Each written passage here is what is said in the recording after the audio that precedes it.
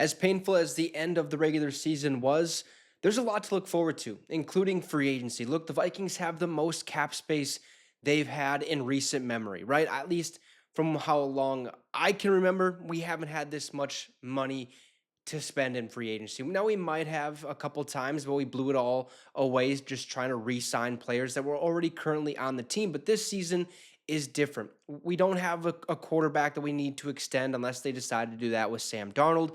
I don't see that happening, right? We have 70 or at least over $70 million in cap space, which we're going to go spend. But the other thing about it is we really don't have any draft capital. So we have to make sure we make the right selections, the perfect fits for the team. We only have 4 draft picks. Now there's a 5th potentially coming, I believe, if Daniel Jones leaves in free agency and goes to a different team. I believe we get a compensatory pick for that. So we could have 5 draft picks. But nonetheless, we have to make these draft picks count, and we know the positions the Vikings have to look at, right? We've talked about them: running back, offensive line, interior defensive line, and the secondary, whether that's mainly the cornerback position. But today we're going to be talking about a potential draft prospect that the Vikings could be eyeing and could end up drafting come, April 20-something when the NFL draft takes place. So let's get right into it. Who is this draft prospect? Before we do, shout out to our affiliate partners at Green Gridiron. If you want one of these mini helmets, feel free to hit the link I have pinned in the comment section, or it's in the description, and use promo code MINSYN, MINSYN, at checkout to receive a small discount on your purchase. They have NFL helmets, college helmets, fully customizable ones, and they also have helmets you can actually wear on a football field. I mean, check these things out. This is absolutely sweet. Love the quality. Looks great. It's something that you guys can give as a gift, something for yourself to maybe put in your man cave or do whatever you will with it. I love the product. I know you guys will as well. That link for this mini helmet or a regular size helmet is in the description, and it's also pinned in the comment section. Use that promo code MINSYN, MINSYN, at checkout. And if they already have a current deal going on, you can actually stack that code to receive even more off of your final purchase. So let's talk about who's this newest draft prospect the Vikings could be eyeing. Well, Derrick Harmon, you are the newest member of the Minnesota Vikings in a mock draft that likely means absolutely nothing other than recognizing players who could hear their name called in the first round of the 2025 NFL Draft. Nobody really knows what's going to happen when the draft starts April 24th, and the thought that someone can accurately nail down the player to the Vikings are eyeing with the 24th pick nearly 3 months ahead of time is too crazy to consider. I think any pick in the NFL draft right now is too crazy to consider, except the top, you could say top 3 picks. Maybe only the top pick or the top 2 picks. Obviously, Travis Hunter is going to go within the top 5, and a quarterback, not sure which quarterback that's going to be, is going to go in the top 5, but you get it, right? It's kind of crazy to predict who's going to go at number 24. Alas, the mock drafts are here, and they're fun to dissect. We've all seen them.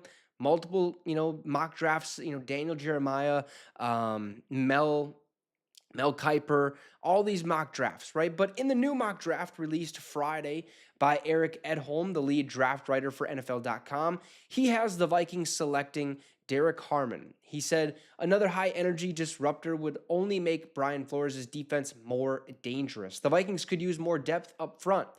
Harmon led all interior defensive linemen in 2024 with 43 quarterback pressures.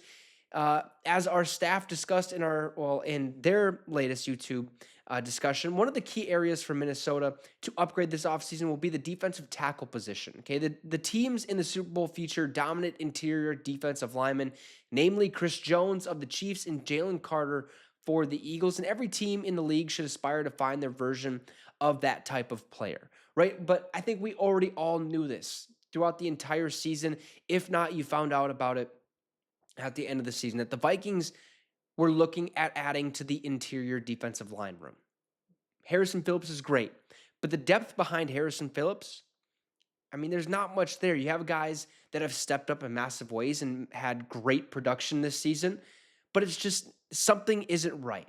Right? We need to find someone that sticks, someone that's here for the long haul, someone that we can look at and be like, he's a Minnesota Viking. I'm not saying the other ones aren't that, but if you understand what I'm trying to say, you get the picture, right? Now, how good is Derrick Harmon? Well, okay, in Mel Kiper Jr.'s NFL Big Draft Board, he ranks Harmon as the fourth best defensive tackle. Ranked ahead of him are Michigan's Mason Graham, Walter Nolan of Ole Miss, and Michigan's Kenneth Grant. NFL.com's Jeremiah Smith, or Daniel Jeremiah, excuse me, I'm thinking about the Ohio State receiver, has Harmon ranked 22nd on his big board.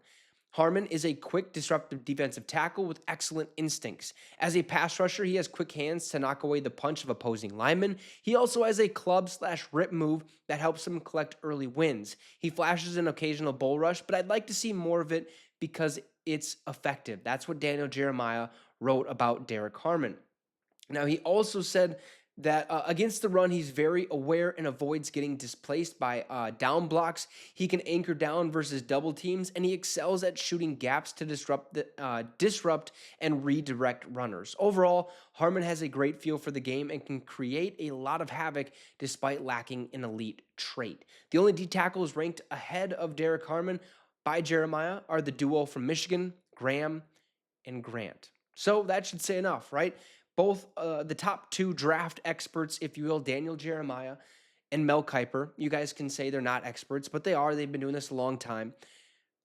Both have them either fourth best defensive tackle or the third best defensive tackle. So he'd be a very good option for the Vikings to take if he's available at the 24th overall selection. Now, we've already heard the rumblings that maybe Minnesota trades up, and waste or trades future draft picks and stuff like that. I'm not sure that's going to happen.